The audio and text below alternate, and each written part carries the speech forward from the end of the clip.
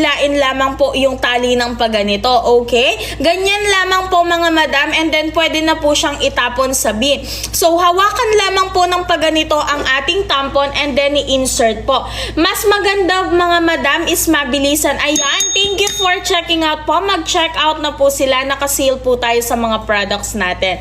Dapat po mga madam, kaya po lagi namin sinasabi tuwing meron po kaming live stream is deeper po. Hindi po pwede yung nandito lamang yung ating tampon. Dapat po talaga is deeper po yung pagkaka-insert natin. Mararamdaman nyo po kasi talaga siya.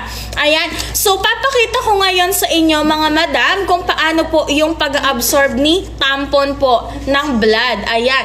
Eto po, for example, meron po tayong mga blood. Ayan. So, lalagay ko po dito yung ating tampon. Tignan po natin kung paano niya ina-absorb. Okay? Ganyan po niya ina-absorb.